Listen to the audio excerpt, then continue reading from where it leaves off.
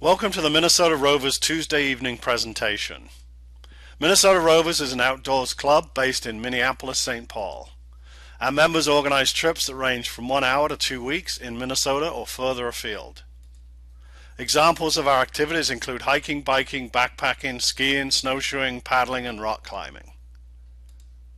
We also organize conservation and trail clearing trips.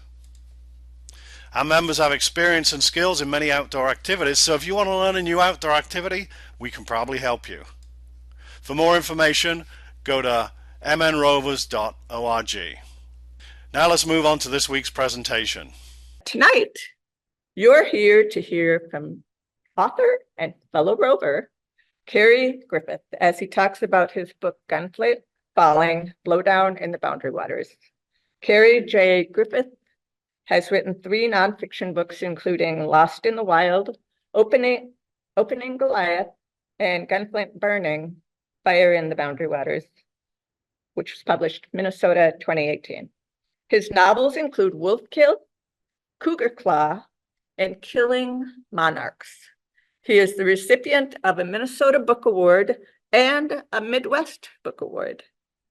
Gunflint Falling, Blowdown in the Boundary Waters came out on January 30th, 2024. Dead Catch, his next Sam Rivers novel, will be published in June of this year. So please join me in welcoming Kerry J. Griffith. Thanks for coming, you guys.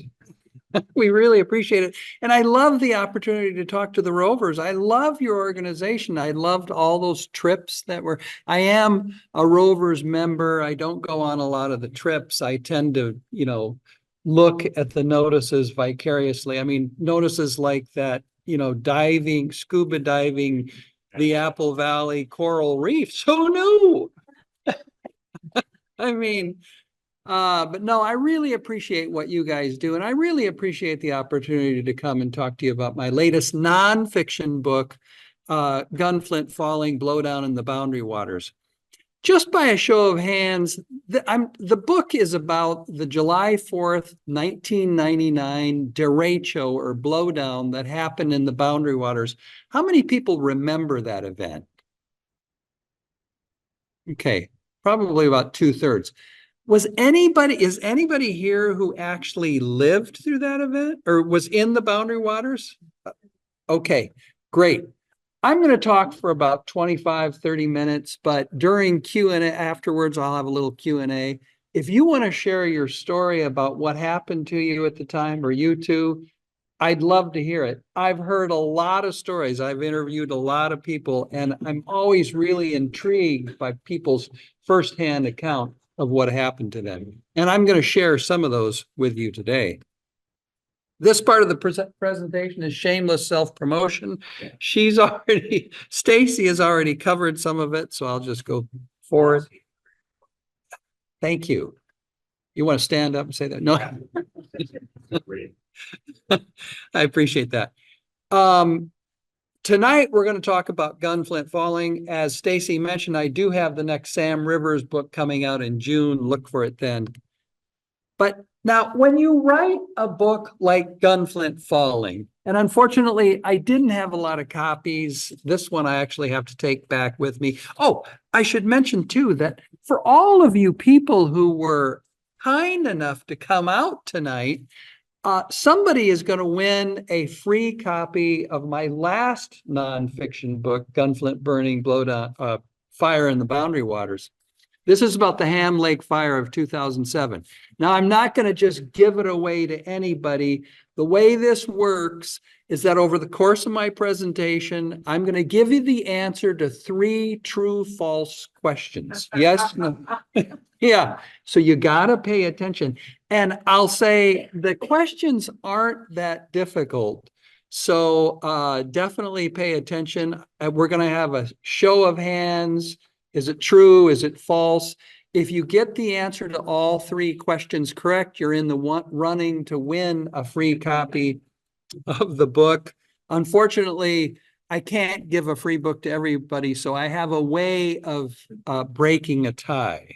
So somebody's going to walk away with a free signed copy of my most recent nonfiction book. Anyway, Gunflint Falling was a real village project. I spoke to probably more than 100 people. I call out 60 in the acknowledgments. Without their generous sharing of their stories and their assistance, this book would have never been possible. So I owe them a huge debt of gratitude. I also would like to thank the University of Minnesota Press. They've done a great job on this book. In particular, Heather Skinner has done a superb job. She's the director of PR at the University of Minnesota Press. Done a superb job getting press out there, and more that this book has had the most press of any book that I've ever done, and in large part it's because of her, Heather Skinner. So big thanks to her. Now, when I think about this book, I think about it in two ways. One, I think of it as a prequel to this book, even though it was published 4 or 5 years after this book. This book, which chronicles the Ham Lake fire of 2007, wouldn't have been possible if there wasn't all the fuel in the forest from the blowdown of July 4th, 1999. So I really think of it as a prequel, but I also think of it as the first salvo fired in a severe, or one of the first, in a severe, of a severe climatological event related to climate change. We're seeing a lot more of them today. This was 25 years ago.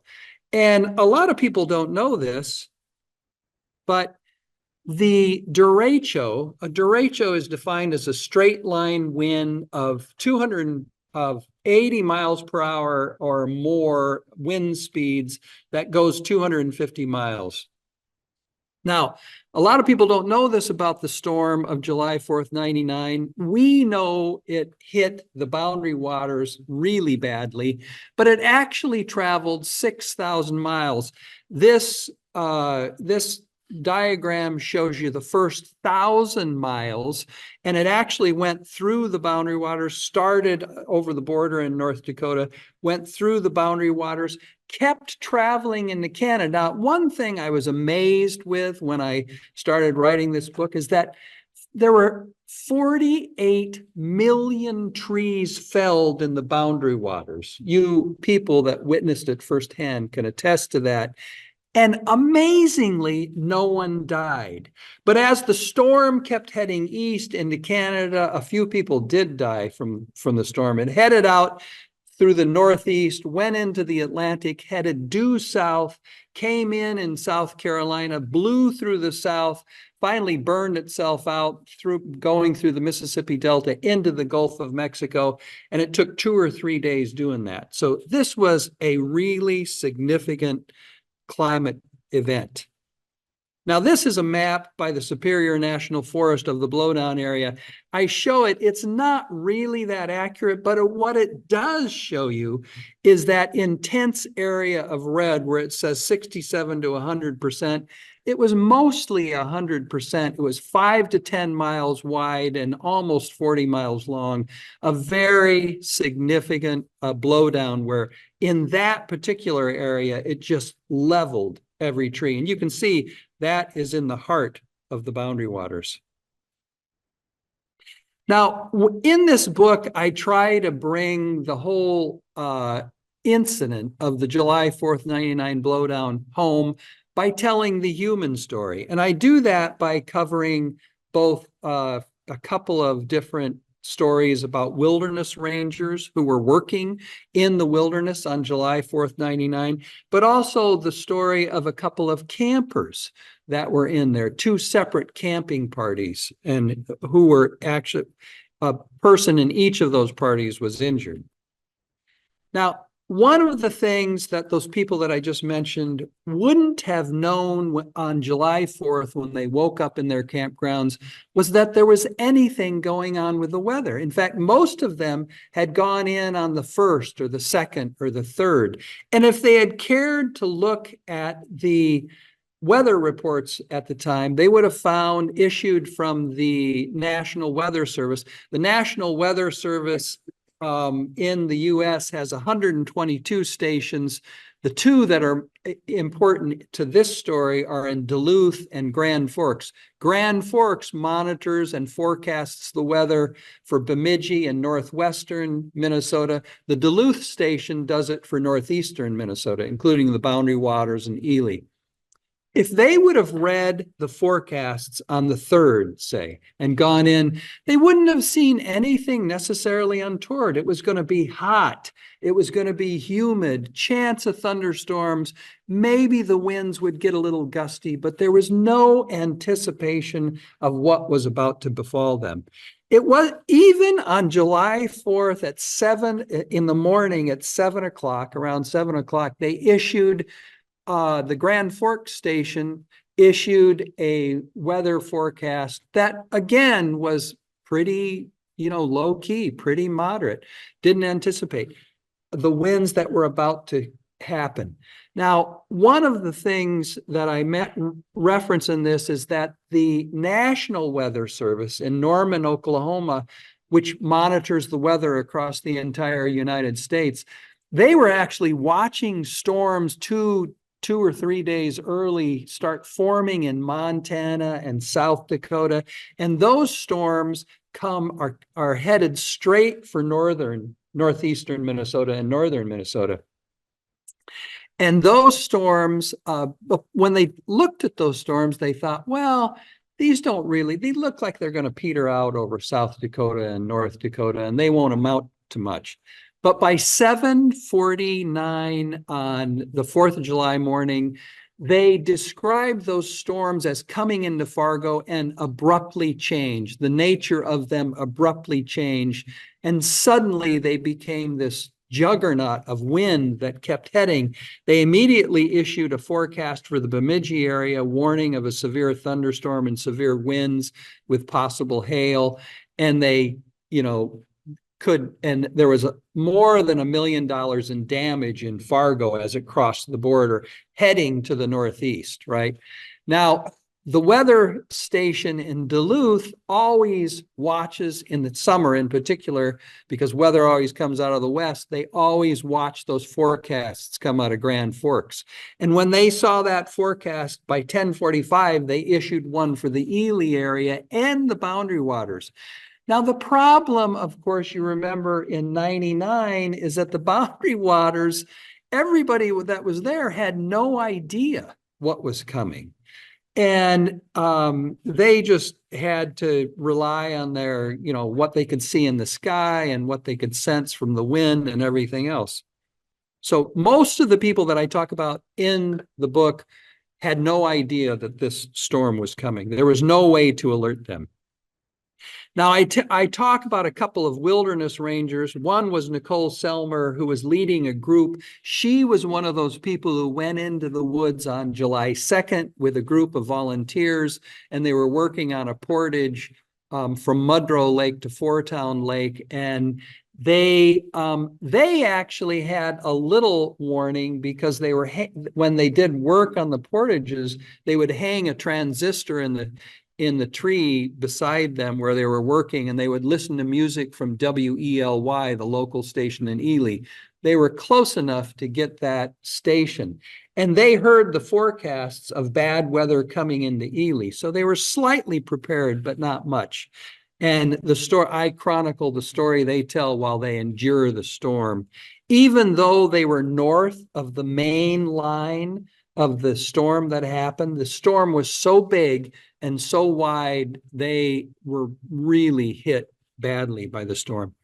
I also tell the story of Wilderness Ranger Pete Weckman. Now, Pete Weckman actually went into the forest on July 4th, the morning of July 4th. So he knew the forecasts for the weather weren't good.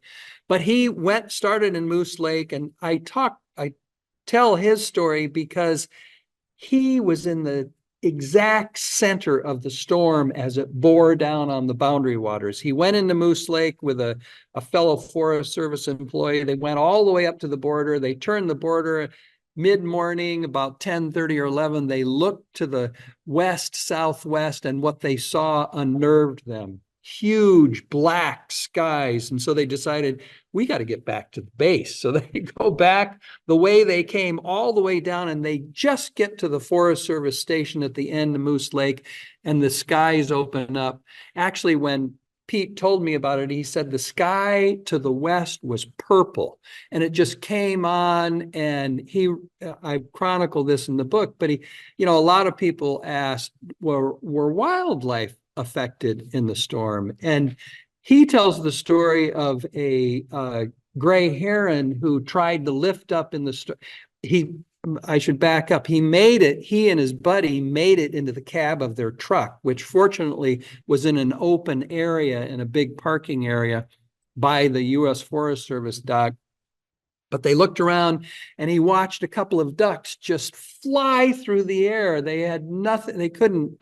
There was no way they could, navigate that kind of wind. Same with a gray heron.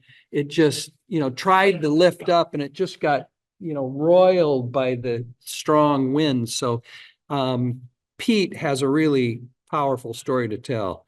His truck almost got turned over because of the wind. Now, I spend a fair amount of time talking about a couple of campers, and one of them one of the stories involves three friends, Jan Fiola, Vicky Brockman, and Sue Ann Martinson.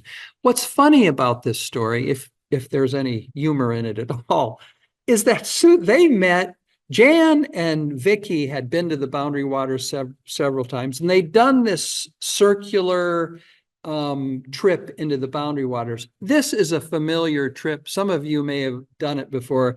You start at the end of the Gunflint Trail, you go up to Saginaw, you go around through Red Rock Lake, you go down into Alpine, and then you go out Seagull, and it takes 2 or 3 days.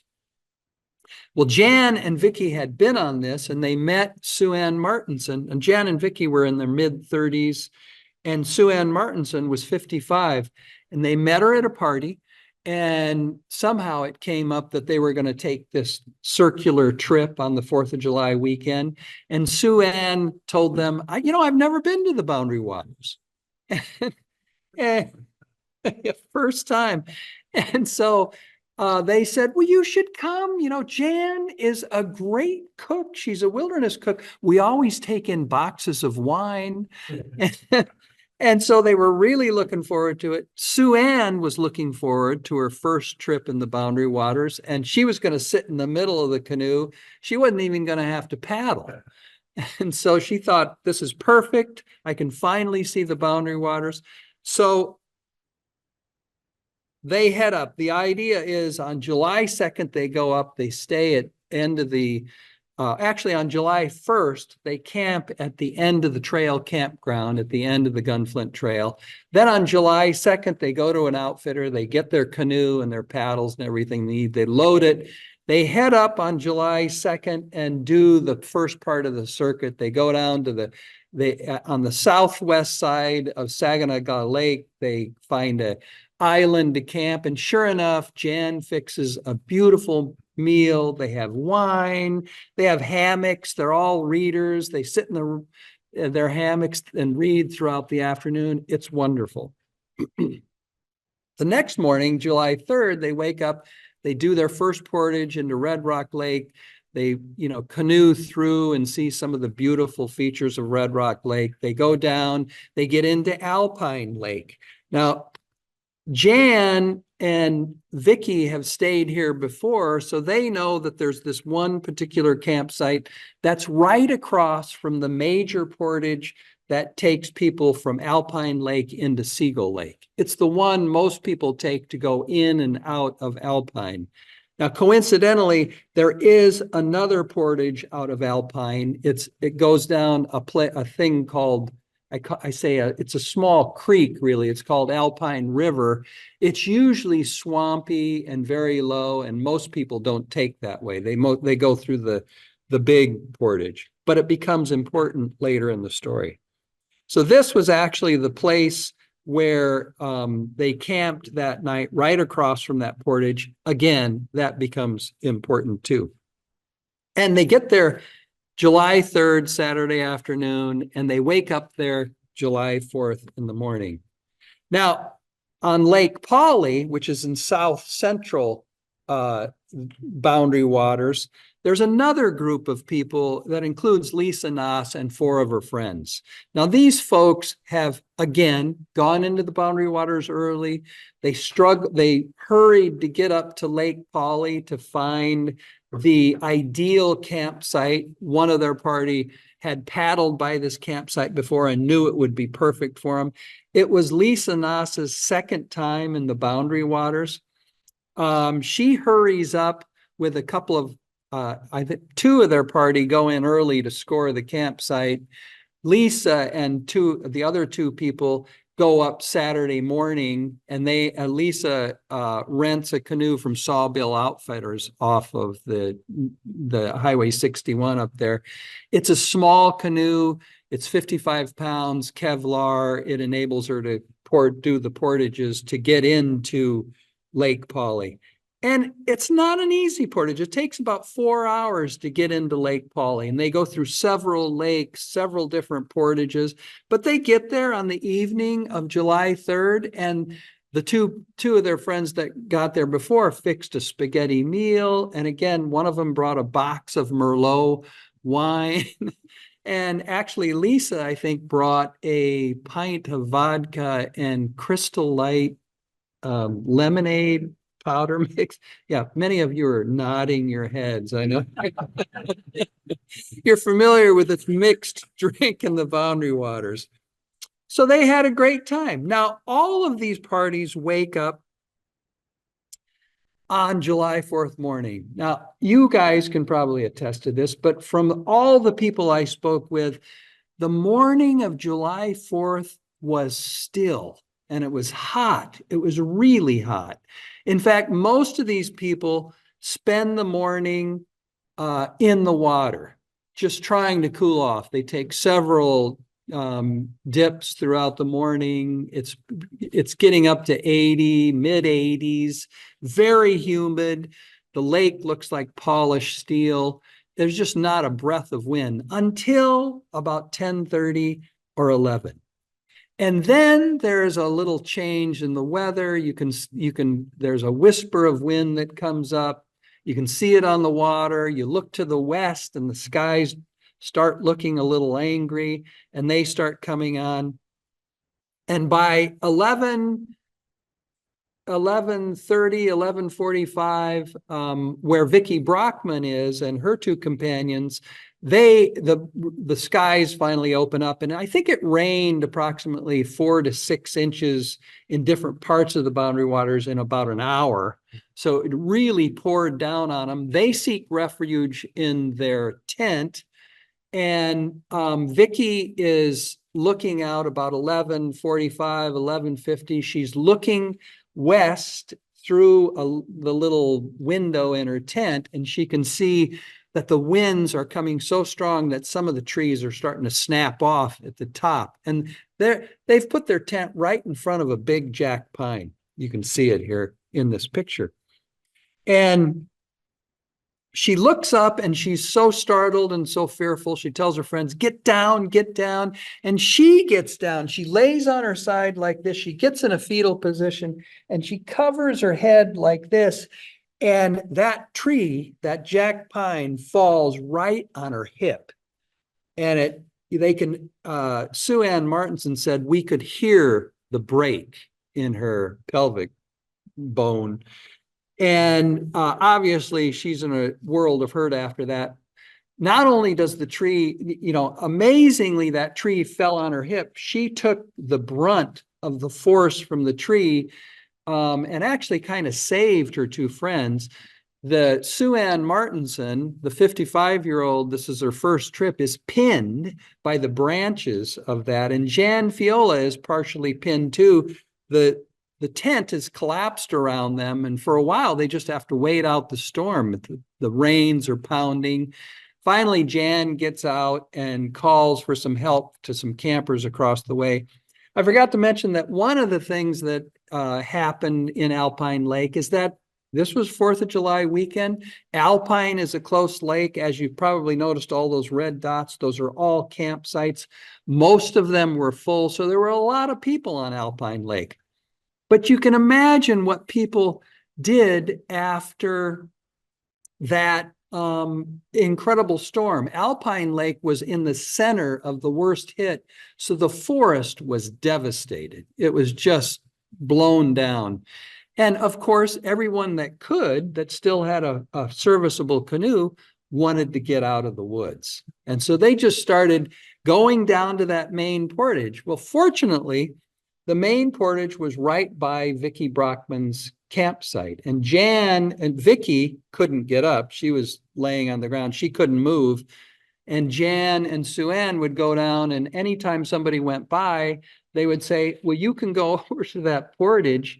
But the portage had been hit so hard that the trees just covered it 10 feet in the air. So the only way out was through Alpine River, which by now was a juggernaut because of all the rain they'd gotten.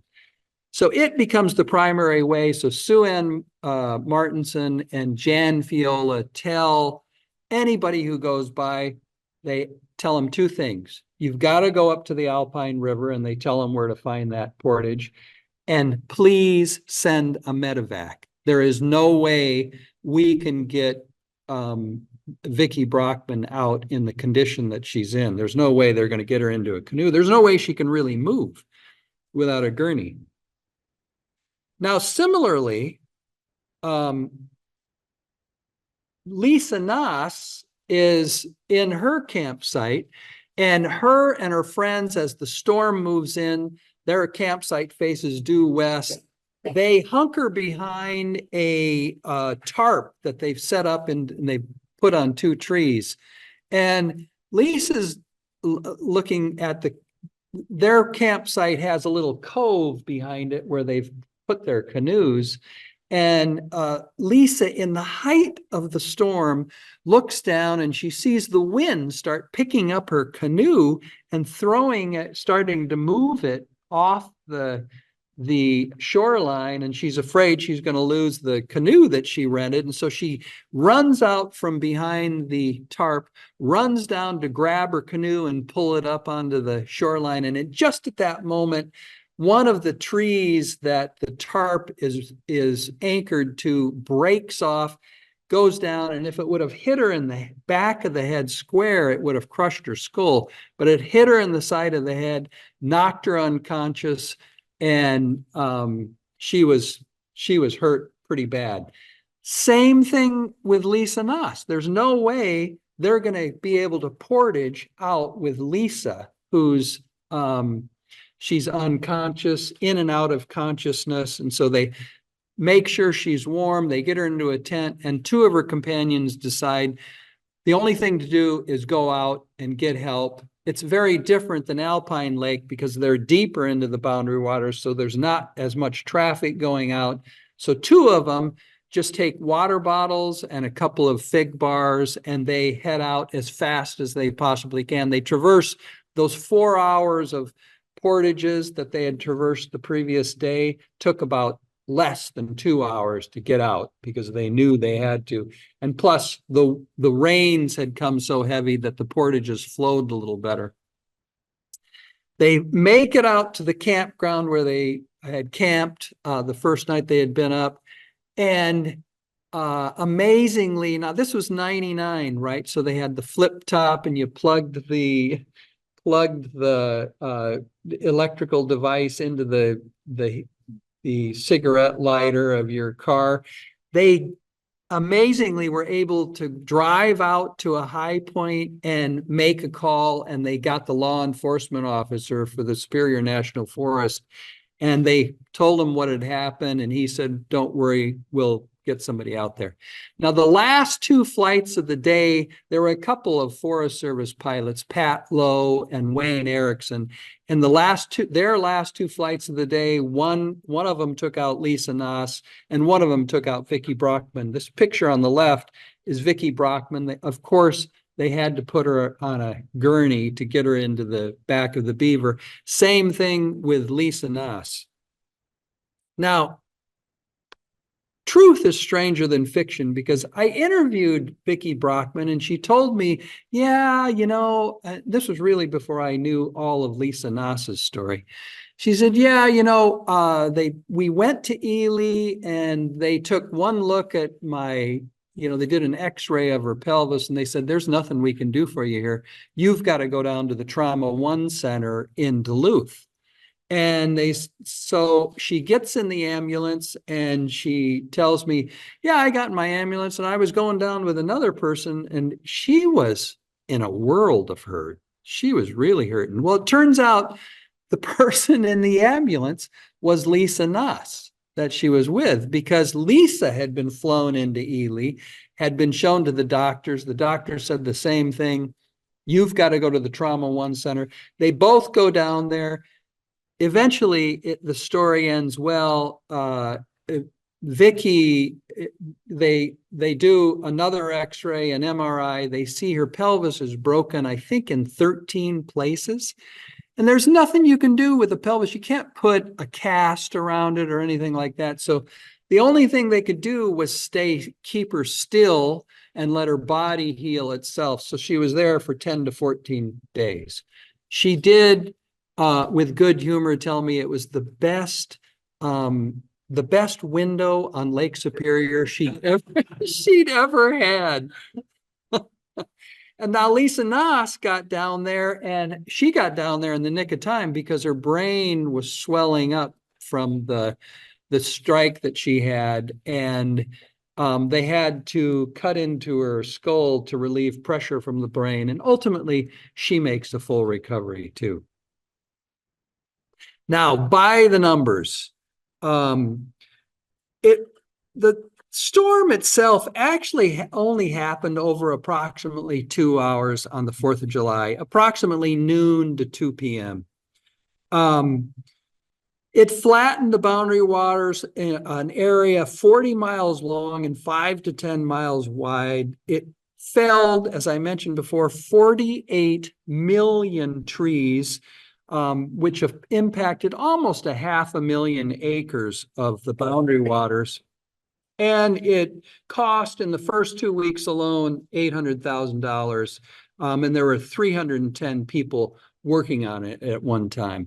Now, a lot of the forest rangers that I spoke with told me, we didn't realize it at the time, but that blowdown was going to occupy our jobs until we retired, because they had to clean portages, they had to rebuild campsites, they had to fight fires.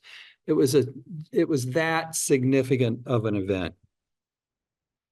Okay, enough of that. Now to the important stuff. Book giveaway. Now remember, I'm going to ask you 3 questions, and they're going to be true, false, yes, no, and it's going to be a show of hands. One of the injured people chronicled in Gunflint Falling is referred to as Jane Doe. True? Oh, you're all in the running. The July 4th, 99 BWC blowdown felled 48 million trees. True? True. Yes. Last question. Derechos, straight line winds that travel more than 250 miles, are common in the boundary waters. True? No. Okay. The person sitting closest to me gets the book. All right, that's all. Thank you for your patience. I really appreciate it. And are there any questions? And if you guys, I would love to hear your experiences. You were apart from the. Yeah, we were at Bald Eagle Lake farther south and went on a day canoe to go to Clear Lake when the storm hit, and we ended up having a bad thunderstorm. So with the kids, just got offshore, and we actually huddled under our canoes as the storm hit. And it was one of those, oh, what a great story. We're huddled on the canoes and a storm hit, and went back to the campsite. And then, 2 or 3 days later, went home. It was like, oh my God, we're, 15 or 20 miles from the experience that you were. So it was just how not very far away. It was just a thunderstorm in the boundary waters. And then these poor people, it was crazy, absolutely crazy. So it was a remarkable. Yeah, that was another thing that a lot of people told me about. In fact, when Jan Fiola and Sue Ann Martinson went down to see their friend in Duluth. They got out of took them a day or two to get out of the forest. They went down and they scoured through the Duluth Tribune to see an article about the blowdown. They thought it'd be front page news and there'd be all this stuff. It was on page 6 that there had been some storm event in the boundary waters. There was nothing. You can imagine if it would have happened today, we would have had video, we would have had pictures immediately. It would have blown up on social media, but this was 99. Yes. Well, there's only so much you can do because it's a wilderness area, right? So you can't really put up a cell tower throughout. But one of the things they did do after they analyzed what they could have done differently is they did put some communication towers around the perimeter of the boundary waters that makes it easier. I don't know if you've gone into the boundary waters recently, but a lot of times you can get a signal from when you're in the boundary waters in different, not every place, but the communication is a little bit better in there. But there's not really, I mean, they can't have a siren sound or anything like that. So it's still the same. You risk. Yes. Yeah. Come on up. They may need to, it's up in front. So I was with a friend and my dog, and we were up on Alton Lake, up the end of the Sawbill Trail. So we're kind of on the northeastern edge of that lake, right at the top. A really good campsite. And can you speak louder, please? Sorry, yes. Oh. So we're on Alton Lake, which is up off the end of the Sawbill Trail, and we were up on the northeastern edge of Alton, a real nice campsite. And so the wind started coming up, and we thought, well, maybe we'll better put up a tarp. And so we started trying to put it up and then struggling with it. And that was not going to work, we could tell because the wind was really coming. So we were kind of our campsite was like facing the wind, I guess. So the front edge of our campsite was here and the wind was coming at us. And so we decided, well, let's just like crawl into our tent, which is really not the best place to be when trees are coming down, and we didn't know trees were going to be coming down. But hearing the stories, I feel really lucky because no trees came down right where we were. But later I found out that like half a mile south of us, all the trees came down, all of them. So we couldn't get out on that portage. And then the rangers started coming through and telling people what was going on.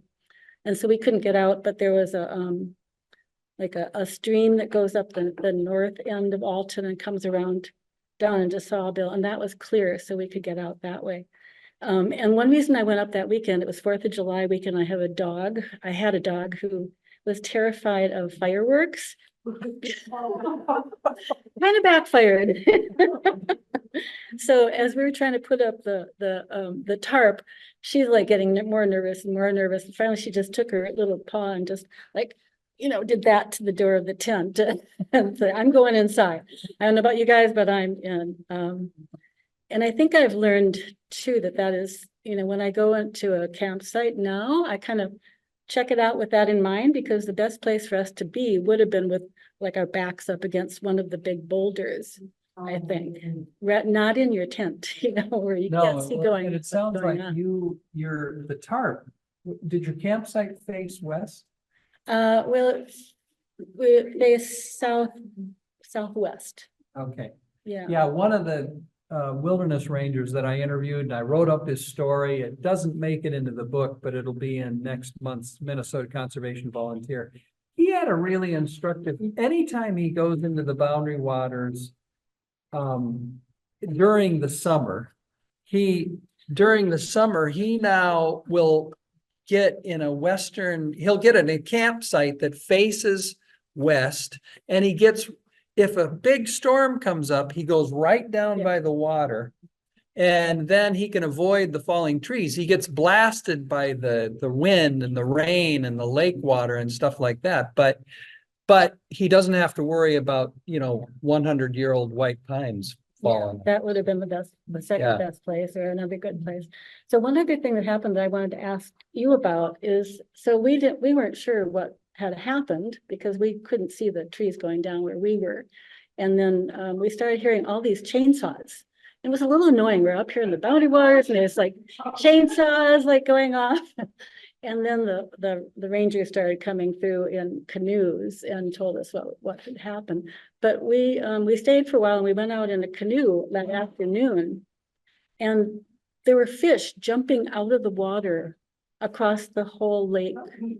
It was just bizarre. And I was wondering if you'd heard about this. I don't know if it's like air pressure, or it was real. I mean, like you're standing there and there's just fish like jumping out everywhere. I did hear some stories about, I talked about this in the book. There were a couple guys way up on the border, and they were on an island in the border lake chain, and Pete Weckman knew where they were, and he went up to get them after the storm blew through. After the storm blew through, Pete couldn't get out, and so he went back up the moose chain and back up into Canada to help people. And he knew that these two guys were on this island, and he went in to see them, and the island was devastated. They had two boats, and they had a dog, and there was nobody. One of the boats was gone and there was nobody there, and it looked like everything had been smashed. And he feared the worst. And the next morning, or that evening, when he got back at Forest Service headquarters in Ely, he said, the first thing you do in the morning is do a flyover of this island and see if anybody's around. Well, it turns out those two guys, they went into Canada, they portaged into Canada into a lake that they knew that was very close to where they were, but it was a good fishing lake. And when the storm came on, right after the storm, they hunkered down in kind of a cattail swamp, and then they went back out right after the storm. They were far enough north, so some trees were felled, but it wasn't total damage. They went out and they started catching fish. Like big fish, like big walleye. They never experienced anything like it. And they said they couldn't, the reason that they didn't come back until well after dark was because the fishing was so good. So they found them the next day. Yeah. All right. Thank you very much. I really appreciate you coming out tonight. Thanks for watching this Minnesota Rovers presentation. If you want to see more, please click on the link to our channel or the subscribe button below. Thank you.